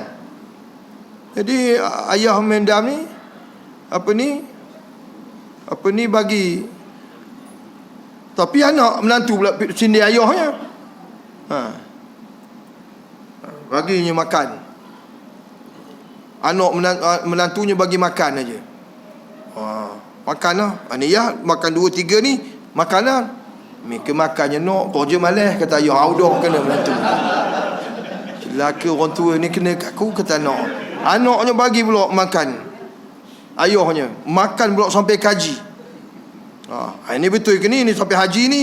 Itulah ayah, haji nak pergi, mayang malas, kata audah kena ayah. Sudah ayah kena. Kalau nyindirnya mendam je. Tu buatnya. Tu pepatah dia boleh pakai, dia tak boleh pakai. Bukan semua pepatah Melayu boleh pakai. Yang boleh pakai kita pakai. Ini sanggup bunuh anak, apa ni, sayang adat bunuh anak apa pepatah tu? Biar mati anak, jangan mati adat. Apa ni? Nak tangkap adat sanggup bunuh anak. Ini masalah kita ni. Saya biasalah berdebat ni. Abang macam orang Johor, orang Melaka ni, dia nak bersandinkan kahwin. Jadi anak saudara saya nak kahwin, arwah abang saya, dia suruhnya saya baca khutbah nikah tu. Saya buatlah khutbah nikah. Lepas tu tegur lagi, dia ni dah nak bersandin, katanya. Abang tak ada, katanya. Saya nasihatlah dia. Kata minta maaf lah, kami tak setuju nak bersandin ni. Oh, mana boleh, ini adat kami, katanya. Bincang-bincang, dia patutnya hormat lah. Kita ni, dia datang tempat kami. Jadi ada orang tu tegur lah, Mika ni orang luar, ini tempat demo, hormatlah tempat demo. Ni tak nak bersandin ni. Tak apa, tak nak kami runtuh balik parlimen tu. Lantak runtuh lah balik pun masalahnya. Kami dah beribu-ribu dah ni tu. Itu adat tu. Benda tu seolah-olah bukannya benda wajib kan. Benda tu kalau ni kita nak jadi wajib aja dah lah. Nikah ni aulimu walau bisyat. Nabi kata kamu buatlah walimah ni walaupun seekor kambing. Makna sunatnya benda tu. Yang pentingnya iklan anakku dah kahwin, supaya orang tak ada fitnah. Kamu tengok dia berdua dengan perempuan ni, bini dia. Itu aja. Tak payah nak besar-besar. Ini kita buat parlimen berapa ribu? 3,000 ada parlimen saja. 3 pakainya 3 minit ambil gambar, itu aja. Tak usah, tak payah. Nak bersandin depan orang buat apa? Masuk bilik tu lebih daripada bersandin boleh buat ni tu lah. Dua tu. Tak ada masalah dah. Itu nak pegang adat. Ini pepatah Melayu. Itu dia. Jadi ini yang berlaku ni. Jadi maknanya apa yang berlaku ini sebab pahaman liberalisme ni sudah berakar umbi di sana. Di antaranya bahawa mereka ni tak heran dah, lantaklah demo nak buat apa. Itu masalahnya. Bila kita tak peka, bila kita tak cegah kemungkaran yang berlaku ni, itulah sebab benda ini semua mengundang bala daripada Allah Subhanahu Taala. Jadi kita jangan selesa bahawa apa yang berlaku ni semua, kita lihat bahawa semua ini mengundang bala daripada Allah Subhanahu Wa Taala. Itu sebab kita tak boleh selesa dengan maksiat kemungkaran yang berlaku ni. Kita cegah. Man ra'a minkum munkaran falyughayyirhu bi yadihi fa illam yastati' fa bi lisani fa illam yastati' fa bi qalbihi wa dhalika adhaful iman. Nabi kata, man ra'a minkum munkaran, bila kamu lihat satu kemungkaran, falyughayyirhu bi yadihi, nak kamu cegah dengan tangan. Kalau kamu ada kuasa, cegah dia. Kalau kamu tak ada kuasa, fa'ilam, mana bukan boleh kita terus buat, lisan tak boleh, mesti ikut step. Kalau kita buat cegah dengan kuasa dulu, tak ada kuasa, barulah kita dengan fabilisan ni, dengan lidah, nasihat dia. Dah tak mampu, kuasa tak ada, barulah dia bukan boleh terus je kepada lisan, tak boleh. Tengok dulu. Dah tak ada kata fa'ilam setiap, kalau tak boleh dengan lisan, tak berani kita, fabi qalbihi, hendaklah cegah dengan hati. Mana benci kita dengan apa yang berlaku itu. Wazalikal adhaful iman, itulah selemah-lemah iman. Mana cegah dengan hati itu selemah-lemah iman. Kalau tak cegah dengan hati, tak ada iman lah kita ya. Sebab itu selemah-lemah iman. Wazalika adhaful iman, itulah selemah-lemah iman. Cegah dengan hati. Mana benci, mana tengok tu, kalau pun tak ada, habis tak ada iman, tuan-tuan. Tak ada iman. Itu selemah iman. Takkanlah iman kita lemah aja, takkan tak meningkat. Tanya tahun ini mikir macam mana maksiat tu, teman lemah iman. Tak apa lagi, tahun depan lemah iman. Takkan lemah je iman, takkan tak meningkat iman. Tahun depan, tahun lepas kata hobi itu, tahun ini hobi itu juga, tahun akan datang lemah iman. Dengan hati itu lemah iman, takkan tak meningkat imannya. Mesti ada meningkat. Mula-mula ngapa? Teman cegah dengan hati, teman lemah iman. Okey, tahun depan teman meningkat sikit, teman nak nasihat dah. Tersuah pada dia nak buat apa, teman nak nasihat. Tahun depan pang katanya, barulah dia meningkat imannya. Ini dok dengan hati aja, takkan lemah imannya. Atau apa guna yang kita mengaji, apa guna yang kita ibadah kalau lemah iman semata-mata lemah hobi itu aja. Mesti ada peningkatan. Ini dia. Jadi ini susah saya pun rasa takut sangat bila pergi tengok tu. Saya pergi tempat itu, tuan-tuan, balik tengok YouTube balik. Allah, saya fikir macam mana Allah boleh jadikan rupa ini. Mana kemungkinan Allah tu sudah menjadi-jadi sekarang ni. Itu sebab kita tak boleh selesa. Sebab apa yang berlaku di sana ni, maksiat ni perbuat ni, semuanya ada dalam negara kita. Kalau tak ada maksiat dalam negara kita ni, tak apa juga. Ini yang kita tak ada. berlaku dalam negara kita ni. Kita tak tahulah sekarang ni, dia kata gempa bumi ni dia ada jalur dia. Daripada Lombok ni jalur dia pergi ke Palu. Palu pula katanya udah pergi ke Jawa Timur baru ni. Katanya akan datang udah jalur ni nak pergi ke Padang. Padang dah dekat dengan Malaysia. Dekat. Bila pergi ke Malaysia ni tak tahu mana dulu di bantainya. Jangan suka siput di bantai dulu, sudah lah. Dia tempat lain dulu ya. Tapi tengoklah keadaan kita sekeliling kita macam mana. Kalau benda ni maksiat berlaku juga, tak tahulah kita. Itu sebab kadang-kadang saya kata, kalau nak Allah jadikan azab rupa ini pun tak boleh menyedorkan manusia, saya tak tahulah apakah Allah nak datangkan azab yang boleh menyedorkan manusia. Ya Allah, minta apa yang aku bagi ni, kata Allah, minta kita ni la'allahum yarji'un. Zaharal fasadu fil barri wal bahri bima kasabat adinas liyuziqum ba'dal ladzi amilu la'allahum yarji'un. Allah kata telah zahirnya kefasadan, kerosakan di laut dan di daratan dan lautan. Fil barri wal bahri, di daratan lautan, musnah, hancur. Akibat apa? Bima kasabat aidina, akibat tangan-tangan manusia. Aku buat ini, kata liuziqum ba'dal ladzi amilu, aku nak rasakan akibat perbuatan mereka. La'allahum yarji'un, semoga mereka kembali kepada agamaku. Makna yang berjudi tinggal judi, yang arak tinggal arak, yang berzina tinggal zina, yang lawan Islam tinggal ke lawan Islam, mari sokong Islam. La'allahum yarji'un, semua kembali kepada agamaku, mentaatiku. Kalau rupa ini pun kita tak nak sedar, tak tahulah. Jangan sampai Allah nak hancurkan kita baru kita nak sedar, tak ada makna dah. Wa idza aradna an nuhlika qaryatan amanna mutrafiha fafasaqu fiha faqa alaihi alqaul fadammarnaha tadmira. Kata Allah, apabila aku nak hancurkan sesuatu negeri, kata Allah, aku perintahkan orang yang kaya, koprak-koprak penduduknya mentaati perintah aku, tetapi fafasaqu fiha, mereka fasik, mereka durhaka pada aku, kata Allah. Bila durhaka pada aku, faqa alaihi alqaul, maka selayaklah mereka menerima pembalasan daripada aku, kata Allah. Fadammarnaha tadmira, aku akan hancur sehancur-hancurnya negeri kamu, kata Allah.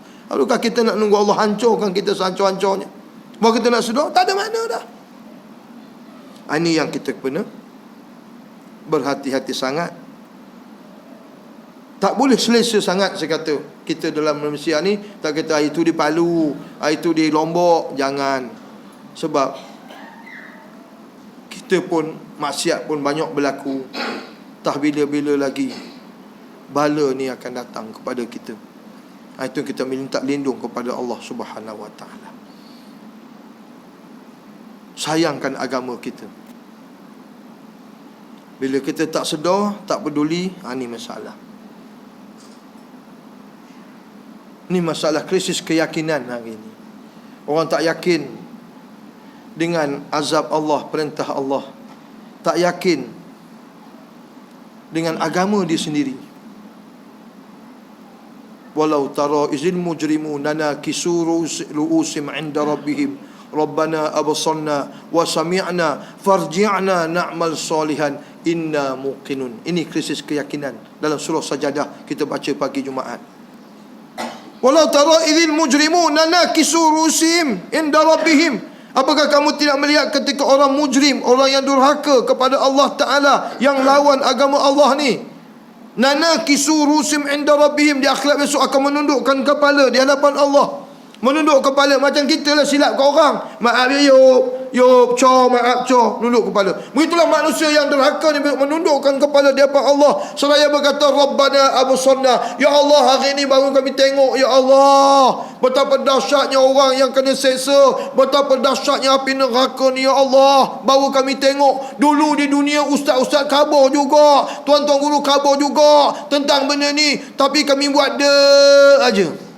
Hari ini baru kami tengok, ya Allah, wa sami'na, hari ini baru kami dengar, ya Allah, betapa dahsyat jeritan-jeritan orang yang kena azab, berbunyi bergejolaknya api neraka ni, ya Allah, baru kami dengar. Dulu ustaz-ustaz khabar juga, tapi kami buat pekak je telinga kami, buat tak dengar je. Hari ni baru kami dengar, ya Allah, bila dah tengok, bila dah dengar, farji'na na'mal solihan, kembalilah kami ke dunia ya Allah, kami nak beramal soleh. Kalau dulu aku jadi cikgu, kembali aku nak jadi cikgu yang beriman padamu ya Allah. Kalau aku dulu jadi polis, kembali balik aku jadi polis beriman padamu. Kalau aku jadi askar, kembalilah balik. Kalau aku jadi wakil rakyat, jadi menteri, jadi agung ke sultan, kembali balik aku nak jadi orang yang beriman, beramal soleh kepadamu ya Allah. Pasal apa? Inna muqinun, hari ini baru kami beriman, baru yakin. Ini golongan akan datang. Adakah kita termasuk golongan ini? Dah tengok, dah dengar, baru nak beriman, baru nak yakin. Tak ada guna dah. Tapi Allah Ta'ala nak uji demo ni. Tengok ya Allah, kembalilah dunia ya Allah, kami nak amal soleh balik ya Allah. Allah nak uji, betul ke demo insaf dan sedar ni? Nak ikut cakap aku, kata Allah nak uji aja. Dalam tafsir kata Allah uji demo, Allah perintah masa demo masuk neraka. Udkhulun nar, kata Allah, masuklah kamu semua dalam neraka. Allah nak uji aja. Masuk semua dalam neraka, kata Allah. Bila Allah perintah masuk neraka, mula cekap pinggang. Ngapa pula? Kami bukan nak masuk neraka, katanya. Kami nak kembali ke dunia, katanya. Baru tak sampai seminit kata nak Islam, nak sedar, nak ikut perintah Tuhan, nak ikut perintah Allah. Tak sampai seminit, Allah perintah aja, dia nak cekap pinggang, nak kembali ke dunia. Allah nak uji je. Seandainya mereka terjun neraka, neraka tu sejuk sebenarnya, sebab nak uji betul dia nak ikut cakap aku. Walau neraka pun dia terjun, dia cakap pinggang. Allah kata, inilah rupa manusia. Allah perintah udkhulun nar, masuklah neraka kali dua, terimalah azab daripada aku. Adakah kita termasuk golongan ini? Ini persoalan. Ini jadi inilah. Jadi saya dekat itulah dapat saya sampaikan. Jadi kita kena merenung sikit, mengambil iktibar dan ibrah daripada apa yang berlaku ni. Tolong kabur-kaburkan kepada keluarga kita, jiran kita, tentang dahsyatnya berlaku ni akibat dosa-dosa yang dilakukan oleh manusia ni. Itu sebab dalam hadis pun Nabi kata, wa ma tahkum a'immatukum bi kitabillah wa ma yatakhairu bihi illa ja'alallahu ba'san bainahum. Apabila dikata pemimpin ini tidak mahu berhukum dengan hukum Allah, dan pertama tak nak berhukum, kemudian wa ma yatakhairu bihi, dan tidak mau menjadikan ia sebagai pilihan. Pertama tak nak hukum, kemudian taknya pilihan. Ni hukum Allah, dia tak nak jadikan hukum Allah sebagai pilihan. Illa ja'alallahu ba'san bainahum, maka Allah akan jadikan peperangan sesama sendiri. Ini berlaku peperangan sesama sendiri ni. Berlaku di Syria, berlaku di Iraq, berlaku di Yaman sekarang ni, berlaku di negara umat Islam. Peperangan sesama sendiri. Dan juga bila kita hari ini berlaku perpecahan, dia kata itulah hari ini kita bimbang. Wa in tatawallau, kata Allah, yastabdil qauman ghairakum. Bila kamu tak ambil peduli, kamu tak ambil heran apa yang berlaku di sekeliling kamu, kata Allah, yastabdil qauman ghairakum, Allah akan gantikan kaum yang lain untuk menguasai kamu. Hanya yang berlaku ni, kaum lain akan menguasai kita. Apa akan jadi? Macam Malaysia ni, China menguasai kita. Apa macam? Tuan-tuan tak? Sekarang ni China tak menguasai kita pun, apa dia buat dengan kita ni? Tu belum berkuasa lagi. Bayangkan kalau demo berkuasa sungguh menguasai kita ni, apa yang akan jadi? Tuan-tuan tak? Jangan tuan-tuan. Kalau ini berlaku besok, yang jadi mangsa bukan kita, anak cucu cicit kita ni. Itu sebab kita nak anak cucu cicit kita besok, kita dah masuk dalam kubur. Kita nak demo mengirim pahala kat kita, sebab kita tak ada pahala dah terputus dah. Dia pun lah kirim pahala. Tetapi besok kita harap anak cucu cicit kita kirim pahala, tapi akibat kelalaian kita, kealfaan kita besok, maka demo besok menyumpah ranah kita besok. Disumpah ranahnya kita besok, sebab atuklah kami jadi rupa ini, sebab ayahlah hari tu tak buat apa-apa, dok tak peduli, ikut peluk tubuh saja, kami jadi mangsa. Disumpah ranahnya kita besok, tuan-tuan. Ini yang kita tak andok. Jadi itu sebab kita hari ini kena bersatu. Dengan penyatuan umat Islam ini, barulah kita ada kekuatan. Dengan kekuatan inilah dikatakan menggerunkan musuh-musuh kita ini. Hari ini seolah-olah Allah sudah cabut kegerunan musuh kepada Islam tu, udah tak ada. Ini kita nak ajar tuan-tuan balik. Ya, ini yang kita nak bantah ICERD ni. Tuan-tuan kena tahu juga apa ICERD ni. ICERD. Tahu ke makcik? Ambil tahu lah sikit apa bendanya. Tahu sikit sudahlah. Tu sebab bila tanda tangan ICERD ini, yang kita nak bantah ni, kesannya bukan setahun, kesannya bukan 5 tahun, bukan 10 tahun. Tengok apa yang berlaku di Tunisia. Tunisia tanda tangan ICERD tahun 67. Saya lahir 67. 50 lebih lah umur saya. Kesannya sekarang 50 tahun baru kesannya di Tunisia. Dia tanda tangan ICERD 67. Sekarang ketara kesannya di Tunisia sekarang ni akibat nak kesamarataan, nak apa ni sama rata, tak ada yang lebih. Akibat ICERD ini di Tunisia sekarang ni, orang perempuan boleh kahwin dengan orang yang bukan beragama Islam tanpa masuk Islam. Kesan ICERD sama rata. Itu kesan 50 tahun kesan. 67 dia tanda tangan. Kalau kita tangan ICERD ini, kesannya kita tengok tak ada apa pun. Tak ada apa pun. Tak ada apa lah, tunggulah. Ini kita tak ada. Jangan campur tangan. Yang kita nak bising hari ini sebab sebelum ditanda tangan. Kalau dah tanda tangan, tak ada guna dah. Berhimpun dah juta-juta orang pun, nak teroyoklah air mata darah pun tak ada guna dah. Macam mana pemimpin kita tanda tangan perjanjian Pangkor? Ingat? Perjanjian Pangkor, tanda tangan perjanjian Pangkor. Apa atuk nenek kita buat? Tak boleh buat apa. Kita serahkan keputusan kepada Inggeris. Inggeris yang berkuasa, dia yang buat keputusan. Pasal kita dah tanda tangan, kita tak boleh buat apa.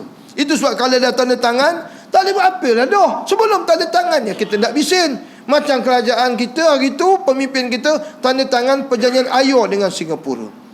Tanda tangan air, kita bagi 1000 galen air Singapura. Berapa duit? Berapa duit? 3 duit makcik. 1000 galen 3 duit kita hantar ke Singapura. Sampai sekarang pun 3 duit juga. Pasal dah tanda tangan, tak boleh buat apa.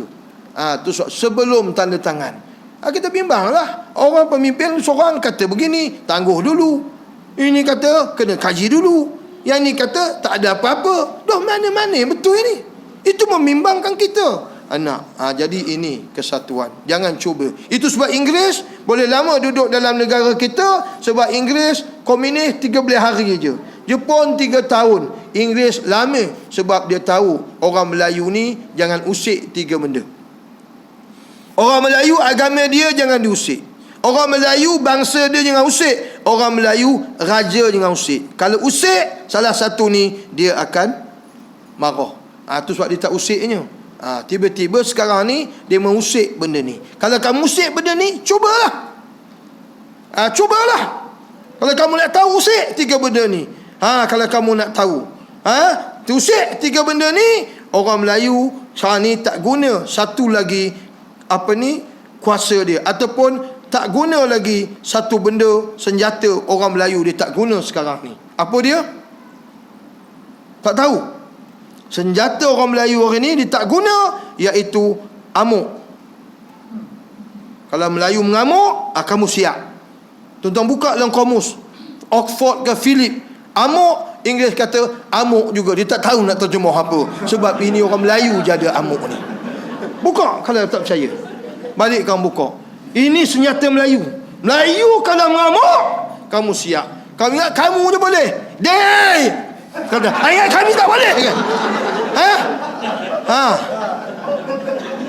Ingat kamu je boleh. Kamu nak tengok, buat. Lebih pada day lagi kami buat. Jangan buat. Jangan usik 3 benda ni. Itu sebab kita tak nak benda-benda ni berlaku. Ini kita nak berhimpun ni bukan apa, nak bagi tahu orang cinta ke agama masih ada. Orang Melayu masih ada di bumi tanah Melayu ni. Jangan kamu buat ikut suka aja. Tapi masalah sejarah yang kita tengok, bahawa yang paling celaka sekali iaitu pengkhianat kepada bangsa kita sendiri. Betul tak betul? Berkhianat kepada Inggeris, berkhianat kepada Melayu, nyokong Inggeris, berkhianat kepada komunis, sokong komunis, berkhianat pada Jepun, sokong Jepun, Portugis, Belanda. Ini pengkhianat yang perlu kena belajar. Dan sekarang pun tuan-tuan, pengkhianat tu masih ada. Mereka lah yang kita akan sumpah mereka besok bahawa mereka pengkhianat kepada bangsa mereka sendiri. Ini yang perlu kita tahu semua.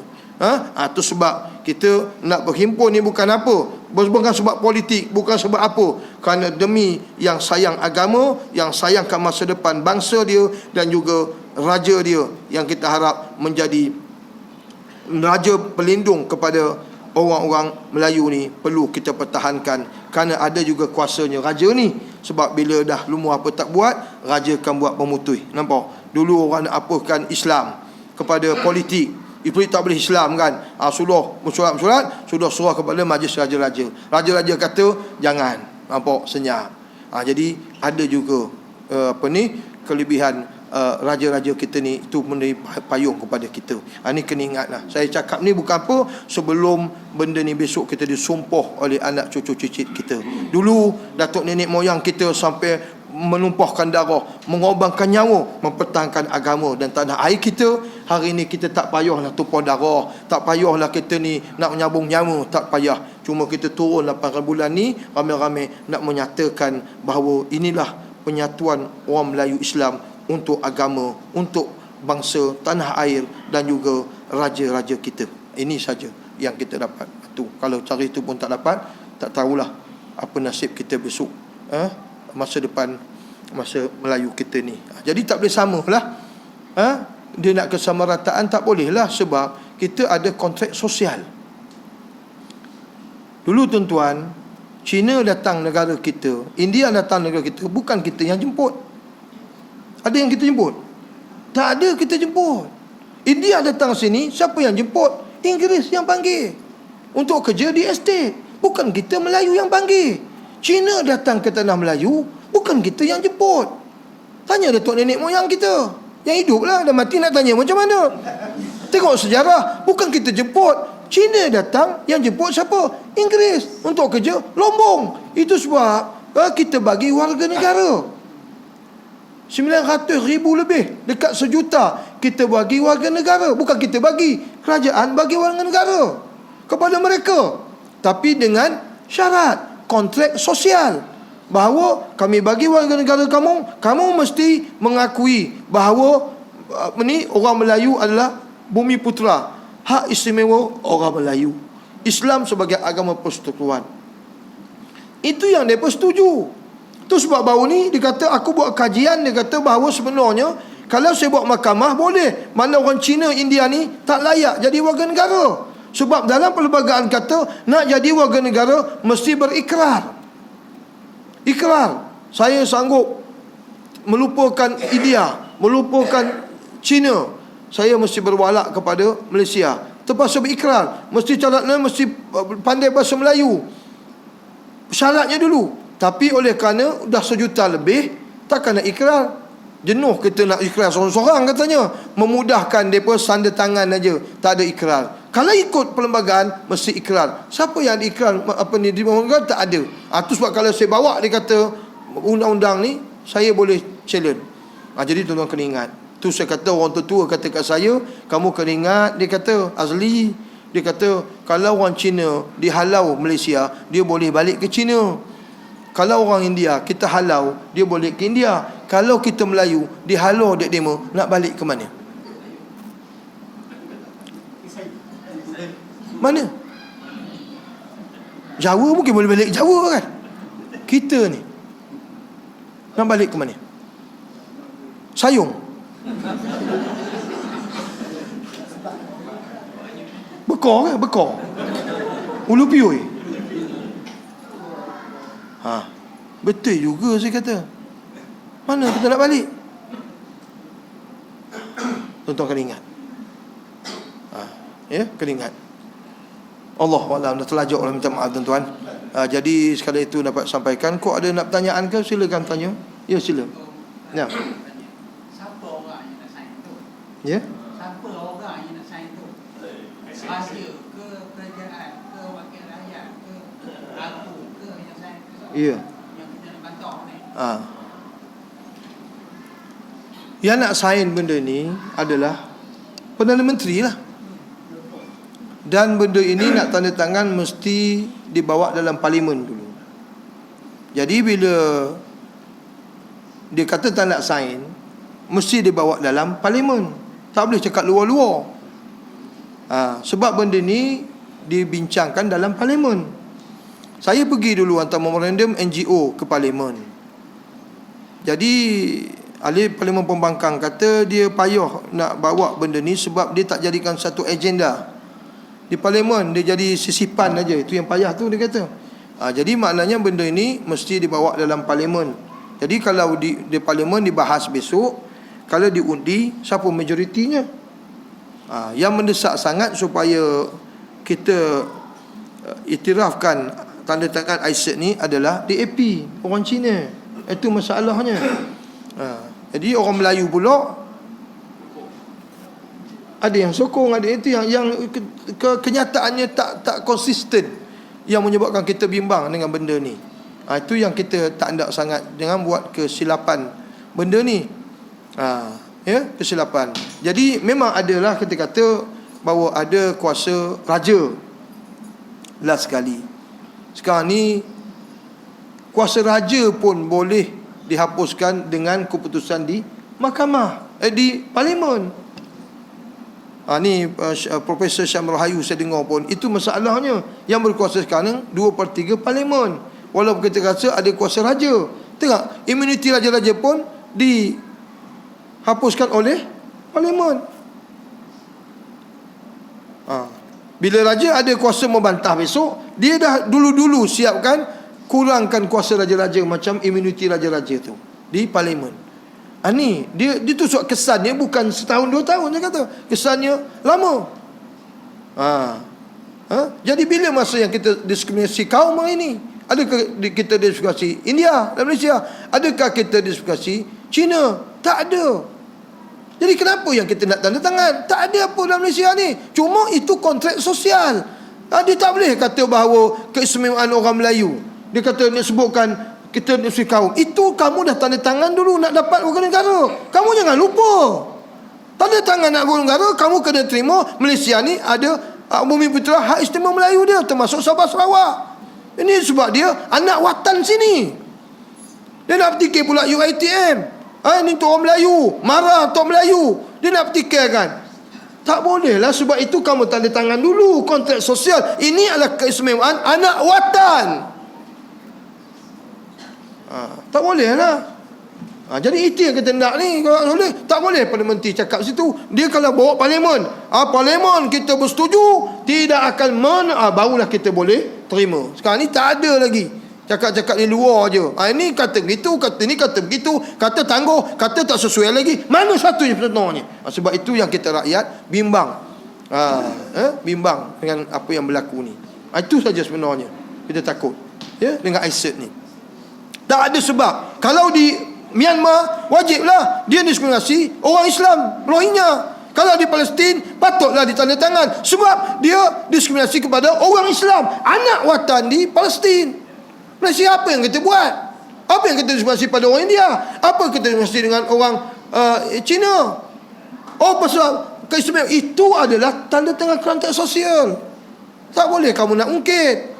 Kamu nak jadi warga negara, kena terima benda itu dulu. Tak boleh ungkitlah benda tu.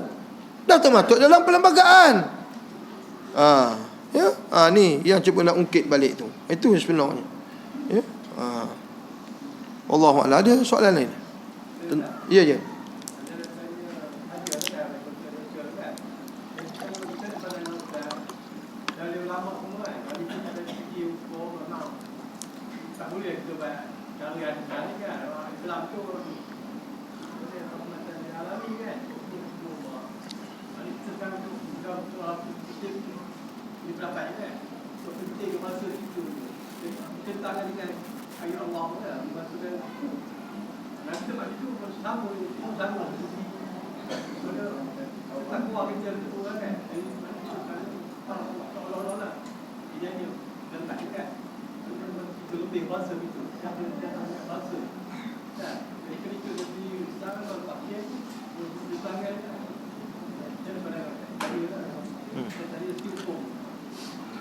Itu tu kena faham rahmatan lil alamin tu apa sebenarnya.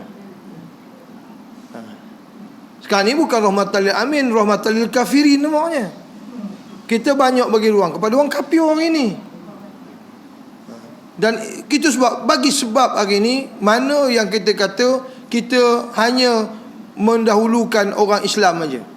Mana buktinya selama ni sejak merdeka ni kita hanya mementingkan. Kita kata bahawa dalam perlembagaan Islam itu adalah agama persekutuan, tetapi agama lain boleh dilaksanakan. Jadi apa masalahnya? Ini bertepatan dengan firman Allah, la ikraha fid din. Tidak ada paksaan dalam agama. Islam agama persekutuan, tetapi agama lain boleh dilaksanakan dengan bebas. Jadi Hindu nak agama, silakan agama Hindu. Buddha silakan, Kristian silakan. Dan juga dalam perlembagaan kata agama lain tidak boleh untuk mendakwah kepada Islam masuk agama dia. Itu termasuk dalam perlembagaan tak boleh. Kristian bagi salah semua masuk Islam, itu tak boleh. Itu dalam perlembagaan. Jadi maknanya kita tak menyekat orang nak beragama boleh. Jadi masalahnya tentang konteks sosial, keistimewaan, hak keistimewaan orang-orang Melayu. Itu negeri mana pun rupa itu. Di Amerika yang kata Apache tu, kan? Cuba anak watan. Nak jaga anak watan, dia memang pendatang. Jadi adalah istimewa hak orang-orang Melayu. Dia jaga istimewa orang Melayu sebagai anak watan. Itu saja, kita tak diskriminasi. Jadi ada maknanya kita ada UiTM untuk orang Melayu, MRSM untuk orang Melayu. Dan Cina dia ada sekarang ni buka universiti untuk Cina. Dia boleh buka sekolah dia. Dan kita kerajaan ada bagi peruntukan untuk sekolah Cina. Sekarang ni ada universiti perjuangan mereka berjaya, Universiti Tengku Abdul Rahman di Kampar. Ada universiti untuk dia. Jadi di mana yang kata kita mendiskriminasikan orang Cina? Di mana yang kita mendiskriminasikan? Itu konteks sosial dan ada tanda tangan untuk mendapat kerakyatan dulu. Tak bolehlah kamu nak bertikai benda ni. Ini bukan, ini konteks sosial. Konteks sosial. Jadi ini yang kena faham. Itu sebab dalam Islam pun, bahawa itu sebab dalam Islam dia ada kafir harbi, ada kafir zimmi zaman Nabi. Kan man azza zimiyan faqad azani, kata Nabi. Siapa yang menyakiti kafir zimmi seolah menyakiti aku. Maknanya kafir zimmi ini ialah kafir yang duduk dalam negara Islam, undang-undang Islam. Dia sanggup duduk negara Islam, sanggup patuh undang-undang Islam, sanggup dibayar cukai dan sebagainya, duduk, elok je duduk, maka dia kafir zimmi. Tak boleh untuk kita usik dia. Dia macam orang Islam juga. Tetapi kafir harbi memang kafir yang halal darah dia. Sebab dia kafir yang tak mau ikut undang-undang Islam. Dia lawan undang-undang Islam. Itu kafir harbi yang wajib untuk diperangi, halal darahnya untuk kita bunuh dia, kafir harbi. Itu beza dia. Jadi macam mana yang kita katakan hari ini, yang katakan rahmatan lil alamin ini nak rahmat semua agama? Tak boleh. Mana boleh semua agama? Itu suka hifzuddin. Itu yang orang marah tu. Hifzuddin ni, itu pun dah apa? Hifzuddin, menjaga din tu mana satu agama. Dia singular din. Kalau Allah kata jaga agama-agama, mesti dia kata hifzu adyan. Jamak kepada din, plural kepada din tu adyan. Din tu singular, satu. Adyan tu plural. Jadi yang kata dalam kitab hifzuddin, yang kita nak tugas kita menjaga agama Islam. Macam mana boleh kita terjemah agama?